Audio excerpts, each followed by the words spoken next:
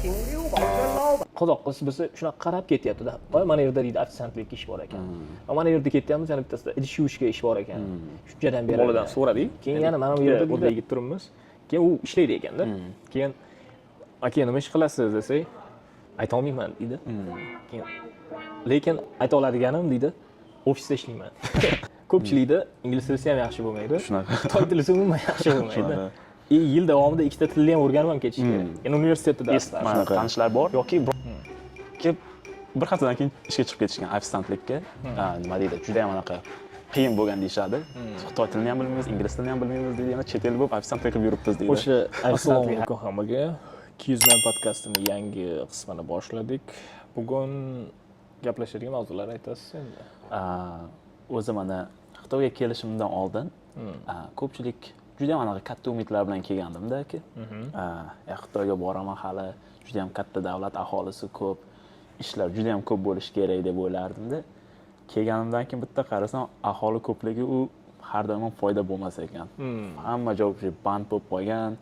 Odamlar juda ham nima deydi, musobaqalashadi bir-biri bilan, poygada. Katta umidlar bilan kelgan odamga Xitoyga bitta kirib qolgandan keyin, ayniqsa men student sifatida ishlarga qo'yilgan taqiqlarni ko'rib qolish mumkin. Ko'p joylarda, masalan, to'g'ridan-to'g'ri ishlash mumkin emas. Keyin ayniqsa mana musobaqa competition'ni ko'rib, ancha unga tushib qolish mumkin. Depressiyaga tushib qolishi mumkin. Bo'lmasa, hozir o'shani bir necha qismga bo'lamiz. Hozir birinchisi, masalan, e'tibor beradiganimiz ishga, masalan, kelgan odam qanaqa bo'ladi, qanaqa ish topishi. Lekin ko'proq bugun ochib beradiganimiz menimcha o'zimizda qanaqa tajriba bo'lgan yoki biz hayotda uchratgan boshqa millatdagi odamlar, atrofingizda bo'lganlar, nafaqat o'zbeklar, boshqa millatdagilar qanaqa bo'lgan, tanishlaringiz hayotda. Hammaga har xil experience bo'lib boradi. Chunki hozir boya mana mikrofon narsalar yoqishdan oldin gaplashib o'tirdik. Masalan, Xitoyga keldingiz, to'g'rimi? Bizda ko'pchilik o'zimda ham Xitoydan oldin yo Amerikaga, yo Koreyaga ketish bo'lganda. Nimalar bo'ldi, o'xshamay qolgandan keyin Xitoyda variant chiqib turganga bu yoqqa keldik-da. Kelishdan oldin telefon qilib, tanishlar bilan nima qilsam bo'ladi, pul qanaqa qilsam bo'ladi. O'zi hali kelishdan oldin pul haqida gaplashilyapti. U ham bizda shunaqa ko'proq. Chunki soqqa qilmasak bo'lmaydi, bilasiz. Faqat o'qishga kelib ketib bo'lmaydi. Chunki bizda yordam beradigan odamlar kam. Masalan, oilaviy sharoit ham qiyin. Bizda o'zbeklarda ko'proq, nafaqat o'zbeklarda bo'lsa kerak, ko'pchilik millatda ham shunaqa. Ya'ni o'zimizda kelib chiqib aytaman-da. O'zingiz pul ishlab topishingiz kerak, orttirib yana uyga ham jo'natishingiz kerak. Iloji boricha. Shunaqa havasim kelardi. Mana qaysidir podkastda ham xuddi shunga o'xshash gapni eshitib qoldim. Keyin xayolimdagi narsani aytib yuborishibdi o'sha dedim. Men atrofdagilarga rostdan havas kelardi-da. Masalan, shvetsiyalik bola bilan roommate, ya'ni xonadosh bo'lib qoldim-da. Universitetga Xitoy tili kursini o'rgangali kelganimda. Bularda bizga nisbatan shans ko'p edi-da. Chunki keladi, ovqatini yeydi, o'sha viza kartalarida pullari bor, uydagilar oyma-oy tashab qo'yishgan bo'lsa kerak-da. Xohlagan narsasini oladi, xohlagan qiladi. Ishlash, ish qidirish haqida o'ylab yotmaydi. Boradi, til kursiga o'rganilgan programma haqida o'shani o'rganadi, qolgan vaqtida hayotdan rohatlanib yashaydi-da. Nafaqat o'shanga o'xshagan davlatlardan kelganlar ko'pchiligi mana shunaqa edi-da. Lekin bizda kelishdan oldin mana shunaqa narsalar qidirib, nima qilib, tarjimon bo'lsa bo'ladi. Tarjimon bo'lib olish kerak. Keyin yoki nima, bironta Koreyada bilasiz, ko'pchilik odamlar nima deydi, narsa tashishga, o'sha gruzchilik deydi-ku, o'shanaqa ishlarga qidirishadi. Bu yerda ham xuddi shu tema ochildi, siz bilan adashmasam. Shunaqa. O'shani ishlab ham ko'rgansiz. O'zim shaxsan ishlab ko'rmaganman, bolalar chiqib ketishardi, esimda. Xuddi shunaqa sharoitda bo'lgan. Masalan, o'zingizda tajribangizda bo'lganini aytib bering, iloji bo'lsa. O'zim biz ham endi Xitoyga kelganimizda o'sha ishlaymiz, shuna deb kelgandik. Keyin bir kelgandan keyin qarasak, o'qishda o'zi juda ham darslar ko'p edi. Yana Xitoy tilini o'rganish kerak, ingliz tilini o'rganish kerak yaxshi. Masalan, ko'p foreignerlar qiladigan ishlar ham, masalan, chet ellik o'sha yerda to'xtataman. Hozir universitetga keldik. Ko'pchilikda ingliz tilisi ham yaxshi bo'lmaydi. Shunaqa. Xitoy tilisi umuman yaxshi bo'lmaydi. Yil davomida ikkita tilni ham o'rganib ham ketish kerak. Ya'ni universitetda darslari. Shunaqa. Yoki birorta ish qilish uchun yo ikkita tildan bittasini yaxshi bilishingiz kerakda. Mana tanishlar bor. Kelib bir haftadan keyin ishga chiqib ketishgan ofitsiantlikka. Nima deydi? Juda ham anaqa qiyin bo'lgan deyshadi. Xitoy tilini ham bilmaymiz, ingliz tilini ham bilmaymiz deydi. Yana chet el bo'lib ofitsiantlik qilib yuribmiz deydi. O'sha ofitsiantlik haqida o'qidingiz, chunki hayotim davomida bir marta, masalan, biz Surxondaryodan bo'lsam, Termizda bir kun ofitsiantlikka chiqib ko'rdim. Lekin qiziq tuyuldi. Ko'p ishlab ko'rmaganman. Ofitsiant bo'lganlar kommentda yozib yuborish mumkin. Bu yerdagi holat boshqacha bo'lsa kerak. O'sha haqida aytib bering, chunki o'tgan safar bir gapirgandingiz adashmasam. O'sha bola menga aytib bergandi, qanaqa bo'lganini. Xitoyga keldim deydi. Ikkala tilni ham hali bilmaydi. Ingliz tilini ham, Xitoy tilini ham, ingliz tilini ham bilmaydi, lekin ish kerak deydi. Keyin nima deydi? Omad kelib qolgan, o'sha nima xohlasang o'shani olasan hayotda deydi-ku. Tanishlar chiqib qolgan, ofitsiantlik ish bor deyishgan. Bo'ldi deb ketishgan. O'sha Xitoyda hot-pot ovqat bo'ladi-ku, masalan, qaynab turadi, o'shani olib borib qo'yib berish kerak. O'sha ishni ishladim deydi. Qo'llarim kuyib ketardi deydi. Issiqligidan. Qaynatib olib keladi. Shunaqa. Yana deydi, hali hech narsani bilishmaydi hamda. Masalan, faqat shu qo'lda ishorasiga qarab ishlashadi. Birinchi kelgandan bir kun o'tib, bir necha kun o'tib ishga chiqib ketgan. Yana deydi, restoranlar o'zi mana 11 gacha ishlashar ekan. 11 da ish tugaydi deydi. Yana metroga o'zi yopilib bo'lgan bo'ladi deydi. Velosipedlarda atrofda bo'lsa kerak. Yoki baykga o'tirib, mana skan qiladi. Ochib o'shani uyga haydab borardik deydi. Endi demak, ish bilan yotoqxonasining joyi uzoq bo'lgan. Uzoq bo'lgan.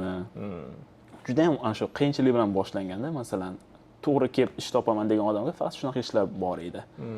Bunaqa ishni boshlagandan keyin odam o'ziga vaqti qolmaydi. Shunaqa. O'qishdan уже anaqalar ko'p dars qoldirishlar bo'ladi. Boshidan уже nima deydi? Teskari tarafga qarab ketib qolishi mumkin. O'zi Xitoyga keladiganda, masalan, magistratura yoki bakalavrda ham o'zi darsi ko'p bo'ladi. Magistrda ham shu o'zini darsi, undan tashqari qo'shimcha Xitoy tilini o'rganish uchun ham, masalan, magistraturada yana Xitoy madaniyatini o'rganish darslarini ham qo'shib qo'yishadi. Shunaqa. Keyin undan vaqt ajratib yana shu ishni ham topgan qoyilligin. Endi o'zimga keladigan bo'lsak, menda ham bir ozgina o'tib shu ish qidirib yurgan paytimda shunaqa offer chiqqandi. Keldida ofitsiantlik deyildi. O'sha payt koronavirus boshlangandi. Chunki men endi Xitoyga kelganman. Ofitsiantlikka taklif qilishgan. Ofitsiantlikka taklif qilishgandi. Bordim. Xitoyliklar o'tirishibdi. Endi men chet elga kirib keldim, hamma menga qarashdi. Chet ellik ham kelishgan Xitoy ovqatini yeyishga deb o'yladi shekilli. Hamma menga qarashdi. Endi Xitoyda kichkinaroq shahar dedim, Usi shahrida. U yerda chet ellik juda ham kam edi. Meni ko'rib hamma menga qarabdi. Qarab turibdi, qayerga o'tirar ekan, nima zakaz qilar ekan degandek qiziqish bilan qarab turibdi. Men to'g'ri oshxonaga kirib ketdim. Boshliqni topib, ana shu chatda gaplashgandek. Mana dedi, qo'limga fartukni berdi, ofitsiantlikda. Taqib dedi, keyin berdi. Stolda artishga latta berdi. Endi voy mijozlar tasavvur qilyapman. Nima deydi, bu chet ellik obro'liroq hisoblanadi. O'zimizda ham shunaqa. Chet ellik o'zimizda ham tasavvur qilib ko'rsangiz, birinchi kundan masalan biron joyga kirib ovqatlansak kerak. Chet ellik ham kelib qolibdi. Chet ellik oshxonaga kirib ketgan. Keyin oshxonani bilan restoranda o'rtasida naqa bor edi, parda bor edi. O'sha parda kiyib olganman, qo'limga narsalar olib olganman, borib stollarni tozalab kel.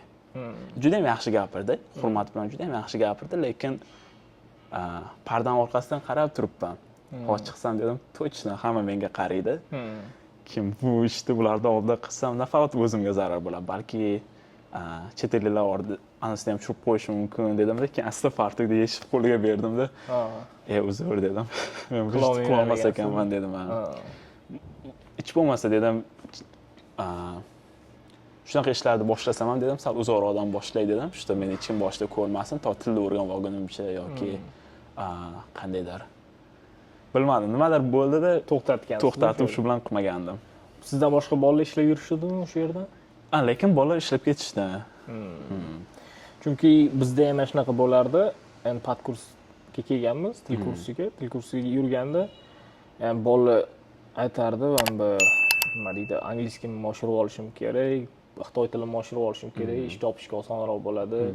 Shunaqa gaplashib yurardik. Bir kuni biz endi bitta semestr 6 oy bo'ladi. Birinchi semestrda o'qib yurganmiz. Birinchi semestr davomida ham ish chiqqan yo'q. Yuribmiz. Hamma qidirib shuni. Keyin balki bizning sferamiz sal boshqacharoq bo'lgandir-da. Lekin bir anonlar keyingi guruh keldi. Qozoqlar, anonlar keldi. Qozoq qiz xitoy tilidan уже HSK 4 bilan kelgan ekan. HSK 4 mi 5 mi olgan ekan. Keyin bir kun o'sha bilan keyin yana o'zbek bolalar hammamiz ketyapti-dik. Va qozoq qiz bizga yo'l davomida masalan universitetdan общагаga, ya'ni yotoqxonamizga borgunimizcha yo'l davomida e'lonlar ko'rib ketasizda. Restoranlarning oldida e'lonlar yoki shuncha vaqt davomida o'tib hech o'shalarga e'tibor bermagan ekanmiz-da. Hech kim o'qimagan. O'qib ko'rmaganmiz-da, nimalar yozilgan. Oddiy narsaga o'xshaydi. Keyin boya qozoq qiz bo'lsa shunaqa qarab ketyapti-da. Mana yerda deydi ofitsiantlik ish bor ekan. Mana yerda ketyapmiz, yana bittasida idish yuvishga ish bor ekan. Shunchadan berar ekan. Keyin yana mana bu yerda deydi oshpaz kerak ekan. Mana shunaqa narsalarni aytib o'tib ketyapti-da. Keyin 4 tami o'zbek bola yurimiz, og'zimiz lang ochilib ketyapmiz-da. Bu qozoq qiz bo'lsa har bir narsani tushuntirib, bu yerda ish bor ekan, bunaqa qilish kerak ekan. Ko'pincha masalan O'zbekistondanmiz deyishmasdi-da. U Qozog'istondan emasman deb qo'yadi. Lekin u o'zi qozoqlar ham ko'pchilik xitoyliklarga o'xshaydi-yu. O'shaning uchun aytardi, indoneziyalikman yoki singapurlikman deb qo'ysang, tezroq ishga olishadi deb qo'yardi-da. Mana shunaqa narsalarni o'rgatib ketgan. Hamma davlatda ham tilni yaxshi o'rganib olib, mana shunaqa e'lonlarga qarab ketayotganda e'tibor berib qarasangiz, birdan ishni ham topib olsa bo'lar ekanda. Keyin o'zim o'shanda hayron qolganman-da. Mana sizga tilni uni bilib olganingizni hayotingizda katta rol o'ynagan-da. Lekin boyaga qiziqdim. Menimcha o'tgan safar bir o'zimga aytganingizni boshqacha tuyuldi, ofitsiant bola haqida. Endi kechqurun 11 da tugatadi dedingiz. Kechqurun 11 da tugatib, yana velosiped bilan uyga borib 40-50 minut haydayman deya haydagandim degandi. O'sha qancha pul berar, o'shalar haqida aytmoqchi edingizga. Endi puli ham anaqa edi, nima deydi? Ofitsiantlar ko'p olmaydi baribir bu yerda, chunki Xitoyda yoshlar ham o'zlari ham ko'p, ishsiz. O'sha payt qancha to'lardi? To'lasa 80 yoki 100 yuan to'lashardi deyardi. Keyin masalan ishdan oldin bir ovqatlanib olish kerak, ishdan chiqib ovqatlanish kerak. Keyin dedi 40 minut uyga velosiped haydab borgandan keyin qorni chiqib qoladi dedi. Uyga borasizda yana dastlabki ovqat bertiradi. O'sha pulni kun bo'yi ishlaganingizga yeb qo'yishga to'g'ri keladi. O'zim ishlagan pulni yarmi o'sha kunda o'zi ketib qoladi deyardi. Oshxona o'zidan ovqat yemasa kerak. Endi baribir ozgina yesa ham to'g'ri kelmaydi. Balki halol narsa bo'lmasligi mumkin. Shunaqa edi. Halol narsa deganingizga endi keyingi mavzuga o'tamiz. O'z yaqinda bir aytib beruvdingiz, o'zimning hayotimda o'tgan mana bu do'konda ishlaganman degan. Bu ham lekin juda ham qiziqarli holat bo'lgandi. Juda ham bir chiroyli restoran edi. Nima deydi? Juda ham bir yaxshi communityning tagida joylashgan edi. Ishga bordim, ish zo'r, odamlar yaxshi. Maska taqib ishlardim. Endi ishni o'zi qiziqarli edi. Bu restoran yoki mana convenience store mi? Hamma narsa bor edi ichida. Bir tarafi bakery, har xil tortlar, anaqalar pishiradigan joy. Pishirib sotardi. Keyin yana bitta tarafda chiroyli magazin qilib qo'ygan edi. Yana bitta tarafda esa marojnoye shunaqalar sotardi. Demak, ovqat aylanadigan mavzu ekan. Shunaqa. 4 kishi ishlardik. Hamma har xil anaga responsible edi. Har mas'uliyat. Menda anavi kassaga yaqin edi. Masalan, odamlar kelsa ham pul to'lashadi. Men hisoblab beraman. U payt hali xitoy tilini bilmasdim, ingliz tilini ham bilmasdim yaxshi. Karantinning o'rtasida. Endi nima biz pul kerak edi, pul topish uchun ishga kirib olgandi. Covid haqida video qilgandik, rosa qiyin o'tgan va qiziqarli voqealar ham bo'lgan. O'sha epizodimizni ham ko'rsangiz bo'ladi. Kassada hisoblab berish u boshqa nima edi, undan tashqari ana qo'yib qo'ygan edi. Nima deydi, bizda tovuq qo'yib qo'yadi, tovuq aylanib Grill pishiradi. O'shani sal boshqacharoq qo'yib qo'ygan edi, ichiga sosiskalar qo'yib qo'yadi. Sosiskalar o'tib pishib turadi. Endi men turardim o'sha yerda, xitoy tilini ham ozgina o'rganib olgandim. Endi cho'chqa go'shtidan sosiskalar edi. Bitta qiziqarli ma'lumot, o'zi Xitoyda, masalan, O'zbekistonda har xil turdagi sosiska bor-da. Mana To'xtanev zoti bizga aloqaga chiqishar balki reklama uchun biror kun. Lekin Xitoyda topolmaysiz ko'p bunaqa halol bo'lgan sosiskalar. Bu yerda shu tovuqli, endi katta qismida cho'chqali sosiskalar bo'ladi. Mollini ham halol bo'lmaydi. O'shanisi ham muammo har doim. Endi nima deydi? Yaxshi odamlar edi, zo'r odamlar edi. O'tirib har kun ovqatlanardik birga. Endi bu narsani umuman o'zi musulmonmiz, umuman cho'chqa go'shti yeyilmaydi. Lekin o'sha narsani sotardim. Rosa qiziq bo'lardi. Odamlar kelardi. Birinchi o'zi bunday qarab hayron qolishardi. Chet elda kassada o'tiribdi. Yana anaqa sosiska olmoqchi bo'lsa, men siqqa tiqib beraman. Keyin o'sha paytda anaqa achchiqroq qilib beraymiz yoki shu o'z nanusida beraymi degan so'zlarni o'rganib olgan edim. Birinchi kelardi, yuzga qarardi. Keyin mendan so'rardi. Mazalimi derdi. O'zim ham bilmadim deb qo'yardim. O'zi o'sha apparatni ko'rganman. Mana bunaqa sosiska aylanib pishirib turadi. Shunaqa ko'pincha. Mazalimi deb so'rashardi. Ya'ni ichimda o'zim aytaman, hech yeb ko'rmaganman, bilmayman. Men qayerdan olaverdi degan. Shunaqa yaxshi deb qo'yardim. Rosa qiziqarli bo'lgan edi. Musulmon odam nima deydi? Umuman cho'chqa go'shti yemaydigan odam shunaqa narsa sotsa. Endi hayot majbur qiladi, chunki boshqa ish yo'q. Masalan, sotuvchilik mana shu narsalarni ham topsiz bo'ladi-da. Mana do'kon bilan borib kelishsangiz, o'sha ishchi kerak bo'lsa, demak, o'sha yerda ish topgansiz-da. O'sha payt anaqa edi, nima deydi, Covidni o'rtasi edi. Umuman hamma joy o'ralgan edi. Uzoqqa borib ishlash mumkin emas edi. Endi yagona joy o'sha edi. Borib, lekin xitoy tilini ham juda ham ko'p o'rgandim o'sha yerda. Xitoyliklar bilan qanaqa kommunikatsiya qilishni o'rgandim. Lekin foydalari juda ham ko'p bo'lgan. Ish davomida majbur o'rgangansiz-da. Mana shu oddiy xitoyliklar bilan ishlardik. Ko'rsatardi qanday xitoyliklar yashaydi, ular uchun nimalar muhim, nimalar yeydi, kunlik hayoti qanaqa deb ketaveradi. Shunaqa. Juda ham ko'p narsalar o'rgangandim. Ishni o'zi kulgili edi, lekin uni orqasidan tajribalar lekin juda ham ko'p kelgandi. Endi bundan qiziqarli bo'lgan ekan, lekin rostdan ham, chunki o'zidan so'rasa, qanaqa qalampirlimi, qalampirsiz bo'lsinmi, yeb ko'rganmisan, yaxshimi degan savollar beriladigani. Endi bitta tanishim ham aytib bergan, bir xil voqea bo'lgan. Sal boshqacharoq. Bular o'sha gruzchilik dedim, narsa tashishga ishga borishadi. Endi bular ham bilmagan. 3 kishi deydi, kechqurun narsa tashishga ketamiz deydi. Bilsiz, Koreyada ko'proq to'laydi ekan bizga nisbatan. Xitoyda lekin ancha ko'p pul to'lamaydi-da. Kechasi deydi soat 10 dami chiqib ketamiz, ertalab 5 gacha ishlaydi-da.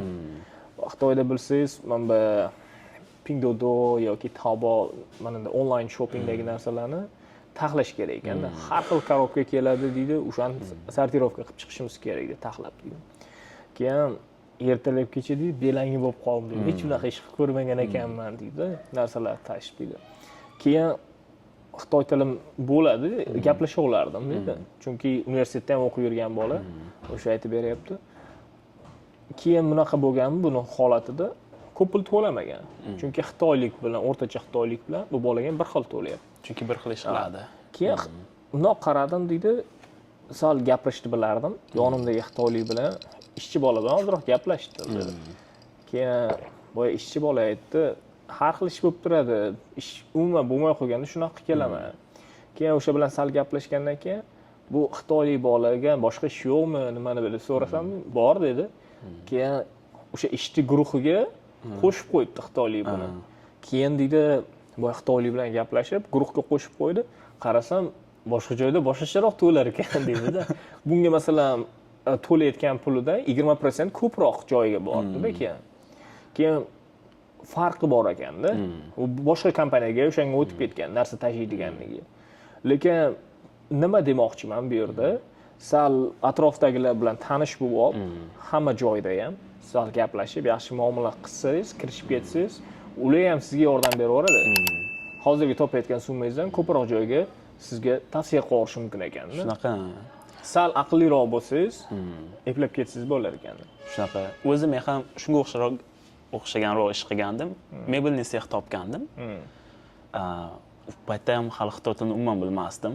Keyin bittasi aytib qoldi, bor ishla dedi. Shu upakovka qilib berishga yordam berasan dedi. Xo'p deb bordim birinchi kun. Endi gapiryapti, ish o'rgatyapti. Umuman tushunmayapman, nima deyapti. O'zlari ham charchab ketdi-da, keyin qo'yib qo'ydi yonimga. Mana shu yerda tur dedi. Chiqqan konveyerdan chiqqan narsalar upakovka qilib jo'natib yuborasan dedi. O'sha paytda qancha? Juda ko'p ham to'lamasdi, lekin qani ko'raychi nima bo'lar ekan deb turdim. 1 oy, 2 oy ishladim. Ish juda ham oson edi, turladi. Haqiqatan lekin 12 soat ishlanardi. Ish soati uzun edi. Keyin turdim, mayli ishladim. Virus payti boshqa ish ham yo'q edi. 2 oydan keyin atrofimda kim nima desa tushunishni boshladim. O'sha yerda jim turgan bo'lsam ham, odamlar orasida gaplashardi bir-biri bilan, menga savollar berardi. Xitoy tilini ancha o'rgandim o'sha yerda. Bundan tashqari yo'q joydan pul ham kelib turardi o'sha payt. Virus Majbur bo'lgansiz-da o'sha mavzuga, chunki pul bo'lmagan. Keyin rostdan foydasi bo'ladi-da. Chunki atrofingizda xitoylik gapirgandan keyin umuman tushunmaganingizda ham men bir tarjima qiladigan dasturga kirasizda-ki, o'sha narsani tarjima qilaverib, har bir tarjima qilgandan keyin esingizda qolib ketaveradi-da. O'sha nima deyapti ekan deb tushunib olasiz-da. O'sha paytlar restoranlar ham tashqarida yopiq edi. Supermarketlar ham yopiq edi, lekin Xitoy anaqa ishlab chiqaruvchi davlat bo'lgani uchun zavodlar ishlab turaverdi. Borardim. Endi borish ham boshqa har xil yo'llar bilan borib olardik ishga. O'sha payt anolardan o'tib, nima deydi? Hamma joyda test qilardi. Qiyinchiliklar haqida, COVID haqida video qilganmiz, o'shani ko'rib chiqsangiz bo'ladi. Keyin nima deydi? 2 oydan keyin ozgina xitoy tilini o'rganishni tushunishni boshlagandan keyin o'sha menga kelishdida ko'p Avstraliyaga mebel jo'natishardi. Keyin o'shani aytdi-da, shu ingliz tilini bu yerda ko'pchilik tushunmaydi dedi. Sen shunga qo'yib qo'ysakchi dedi. Xo'p dedimki, ishim rosa yengillashdi. 3 ta ishchi berdi. O'sha narsa upakovka qilishdan keyin ishchilar boshqaruvga o'tgansizda. 3 ta ishchi berdi. Order kelardi, zakaz kelardi ingliz tilida. O'shalarni o'qib ularga aytib turardim. Shundan 3 ta, shundan 5 ta deb. Keyin ularga ish buyurishmadi endi. Ularga nima kerakligini aytib turish bilan birinchi 2 oy listening oshgan bo'lsa, keyingi 2-3 oy speaking oshib ketdi. Ularga nima qilish kerakligini aytib turardim-da, keyin bilmadim bir 6 oymi ishladim. Umumiy xitoy tili juda ham o'sganini his qildim o'zim. Keyin 6 oydan keyin o'tirib ovqatlanib o'tirardik ular bilan. Har xil temalarda gaplashib o'tirganimizdan keyin 6 oydan keyin progressni his qildim-da. To'xta dedim. 6 oy oldin ham gaplashib olmasdim bular bilan. Har qaysi temalarda gaplashib turibman deb o'zim aytardim. Bemalol bo'ladi. Shunaqa. Rostdan, chunki tushunmagan mavzuga ham keyin aralashadigan bo'lasiz-da. Mana o'zimda ham shunaqa bo'lgan. Ko'pincha tarjimonlikka ham ish chiqib turardi guruhlarda tarjimonlikka yozadi. Masalan, xitoychadan tarjima qilishga o'zbek tiliga odam kerak deydi-da ekan. Siz boshqa shaharga borasiz-dagi, ya'ni o'zbek biznesmen keladi, nimadir olmoqchi bo'lsa, o'shani aylantirib yurib, o'qib yurasiz-da, birga qayerga borsa boradi, o'sha narsalarga ham. Bunaqa holatlar ko'p bo'ladi, ayniqsa tarjimonlikda. Keyin bordik, endi ko'p masalan biznes topiklar tushunmayman-da. Ayniqsa masalan gaplar bo'ladi-ku, optim kerak yoki masalan optimdan keyin donalab olish kerak. Bunaqa narsalar tushunmagandan keyin lekin o'shanda ham yo'lini topib ketsangiz bo'ladi-da. Men Xitoyda o'zini AI-lari bor. Doim o'shani ishlatib yurardim. Ya'ni sun'iy intellektida. O'sha bilan gaplashamizda, keyin nima kerakligini birdan so'rab olaman, bir qarab, keyin birdan bilib olaman nima kerakligini. Optimni qanaqa aytish kerak xitoy tilida yoki donalab qanaqa qilinadi, qancha arzon qilsak bo'ladi, prosentini qanchadan qilib berasan. Mana shu temaga, mavzuga tushib ko'rmagan bo'lsangiz, uni tushunmaysiz. Lekin harakat qilib ko'rish kerak. Harakat qilib ko'rganingizdan keyin majbur tushunib ketasiz-da o'sha yerda. Progressda ham o'sha joyda his qilmaysizda, 2-3 oy o'tgandan keyin his qilasiz. O'sha narsa o'tib ketgandan keyin. Xuddi mana shunaqa. Qanchalik foydasi tushunmagan narsangiz keyin tushunib ketasiz. Chunki o'ziz o'sha yerda o'sha gapni yoki mavzuni bilmay qolganingizni esingizda shunaqa bo'lib qolib ketadi-da. O'sha yerda kalla qo'yganman deydigan gap bo'lib qoladi-da. O'zi bizda endi Xitoyga kelganimizda paytlarda eslasam aka, ko'pchilik bitta xatoni qildi-da. Ko'pchilik kelardi, o'sha paytda seniorlar bo'lardi, o'sha universitetda. Seniorlar endi oldin kelganlar. Bakalavrga kelgan bo'lsangiz, 1-2 yil oldin kelganlar. Shunaqa 2-chi, 3-chi, 4-chi kurs bolalar bo'lardi. O'shalarning yordamini kutardi. O'shalar menga yordam berib olsa, shu ishga kirib ketaman degan. Keyin qaradim, seniorlarga ham o'zi o'rgatishmayapti, aytishmayapti. O'zlari ham ishlarini zo'rg'a topishgan. Ular ham qandaydir topib olishganda, o'shani asraydi, nima deydi? Ko'p odam qo'shgisi kelmaydi. Juda ham yaqin qarindoshlarini qo'shmasa, hech kimni qo'shmaydi. Keyin juda ham ko'pchilikni ko'rdim, masalan 80% studentlarni ko'rdim. Kutib umrlari o'tib ketishdi-da. Juda ham kamchilik chiqib ketdik. Masalan, men o'zim endi kelganimdagi 3 yil ichida bir 10 xil ish qilib ko'rdim, bir 20 ta 30 ta joyda. Keyin masalan 4 yil bakalavriatni bitirgandan keyin o'sha orqaga qaralsa, hech narsani kutmasdan o'zi harakat qilgan odamlarda juda ham anaqa tillarni o'rganish ham oson bo'lgan, culturega kirib ketish ham oson bo'lgan. Haqiqiy tajribaga kirib ko'rmasangiz bo'lmaydi. Hozir aytganingizdek, masalan, endi bu o'zbekchilikda balki boshqa millatlarda ham shunaqadir, lekin bizda mana shunaqa hodisalar bo'lardi. Hozir aytgandek, oldin kelganlar hech narsani o'rgatgisi kelmasdi. Kontaktlarni ham bergisi kelmaydi. Keyin ularda masalan bir shunaqa hodisa bo'lganda, bir boladan so'radik. Endi ikkita o'zbek yigit turibmiz. Keyin u ishlaydi ekanda. Keyin aka nima ish qilasiz desak, ayta olmayman deydi. Keyin lekin ayta oladiganim deydi, ofisda ishlayman. Ofisda nima ish qilasiz desam, ishim angliyskida deydi. Keyin hay yo'q dedi. O'shanaqa aytmaydi-da, nima bo'layotganligini. Ha, xo'p, yaxshi. Maqtanish uchun ham aytib qo'ygisi ham kelmaydi, chunki ba'zida qo'rqishardi, lekin tushunsa bo'ladi. Balki ishimdan ketib qolaman yoki kontaktni berib qo'ysam nima bo'ladi deydigan hodisalar ham bo'lardi-da. Bu yerda gap o'rinlimi, yo'qmi? Mana shunaqa balkim bir-biriga yordam beravergan yaxshidir, lekin bizda ko'pchilik avval shunaqa edi. Hozir balki o'zgarishlar kuchliroq bo'lgandir. Men endi Xitoyga keladiganlarga baribir keladiganlarga imkoniyatlar juda ham ko'p oldingidan. Endi masalan, oldin 2014-2018-yillar orasida juda ham zo'r bo'lgan deyshadi. Endi bu paytda men Xitoyda bo'lmaganman, lekin 2019-2020larda virusda deb, undan keyin har xil qarorlar deb juda ham anaqa bo'lib qoldi. Qiyinlashib ketdi, lekin mana hozir juda ham zo'r. Harakat qilgan odamga hamma imkoniyatlar bor. Ayniqsa til bilsangiz, yo'lingizni topib ketasiz. Ruscha, inglizcha, xitoycha bilsangiz, juda yaxshi bo'ladi. Savdoga ham, tarjimonlikka ham hamma ishga topib ketsa bo'ladi. Lekin o'sha kutib qolmash kerak. O'sha kutib turgan taqdirda ham iloji boricha ikkala tilda, ingliz tili bilan xitoy tili eng kerakli tillarda iloji boricha chuqurroq o'rganib boraverish kerak. Baribir kerak bo'lib qoladi deymi. O'sha endi nima deydi, agar millatdosh sifatida hammamiz bir-birimizga yordam qilishimiz kerak, qo'ldan kelgancha.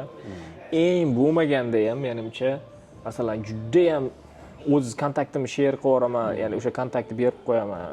Buni bergim kelmayapti desangiz ham, uzoqdagi nima deydi, shunchalik ozroq odam bo'lsangiz hamda bir sizga kerak emas bo'lgan ishni bo'lsa ham o'sha yangi kelgan odamga o'rgatib yuborishga harakat qiling. Yoki sal nima deydi, o'zingizga juda ham zarur bo'lmagan yoki shunaqa holatlar bo'ladi-ku. Bir tanishingiz biladigan yoki cheres deydi-ku, shunaqa biladigan bo'lsa ham yordam qilish kerak baribir. Eng bo'lmaganda ham bir maslahat berib o'tib ketish kerak, qanday qilinishi kerakligini hisoblayman-da.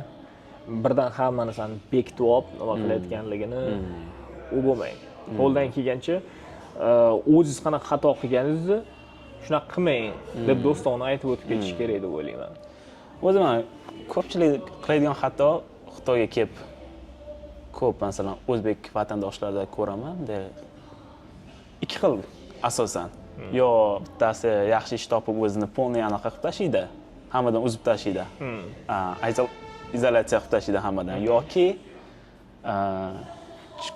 ko'rgan odamga aytib yuboraveradi nima qiladigan. O'sha orada balans ushlab turish kerak. Masalan, yaqinlarga iloji boricha qo'ldan kelguncha yordam berib, lekin uzoqlashib ham ketmash kerak, lekin ko'rgan odamga ham aytib tashlavermash kerak. Masalan, detallarni ozgina saqlab qolib, lekin to'g'ri yo'nalishlarni ko'rsatib yuborish juda ham muhim. Chunki nimaga unaqa dedingiz, meni tushunishimga qaraganda, hali u ish yurib ketadimi, yo'qmi, birdaniga nima deydi, fake motivatsiya berib tashlamaslik kerak. Ya'ni qalbaki uni ruhlantirib tashlasangiz, shunaqa qilsa bo'ladi ekan deb iddalashib ketib qolmaslik kerak-da. Endi ishlaydimi, yo'qmi, maqtanishni o'rniga haqiqiyroq bo'ladigan narsalarni tushuntirib o'rgan ma'qulroq deb o'ylayman. Masalan, yangi kelgan odamlarga ham mana shu yerda ish bor ekan, ofitsiantlik bor deb sirazi ishga tiqib olmasdan, birovni bolasini qiynab qo'ymasdan, birinchi unga yo'nalish berib, seni 1-2 oy kutgan, yaxshilab tillarni o'rgan, hech bo'lmasa metroni qanday ishlatishni yoki telefondagi applarni qanday ishlatishni o'rgan. O'shandan keyin bir sal o'zingga kelib olgandan keyin nima deydi, environmentga o'rganib olgandan keyin ish qidirishni boshlasang bo'ladi degan maslahatlardan berish kerak ekan. Eng muhimi birinchi, masalan, madaniyatini, tilni nima deydi, juda ham mukammal bo'lmasa ham, birinchi boshlang'ich bosqichlarni yaxshi bilishingiz kerak. Eng muhimi madaniyatiga juda e'tibor berishingiz kerak. Chet elliklar bilan qanaqa muomalada bo'lish kerakligini ham harakat qilsangiz, bu ham juda ham yaxshi narsa. Endi chet ellik deganda balki ofitsiant bo'lib ishga kiradimi yoki korxonaga ishlab kirsangiz ham, nafaqat xitoylikdan boshqa odamlar ham keladi-da. Shuni bilib qo'yganingiz o'zingiz uchun foydali bo'ladi har doim. Endi bugun qo'ldan kelgancha o'zimizda bo'lgan tajribalar aytib o'tishga harakat qildik. Bu tugab qolmaydi.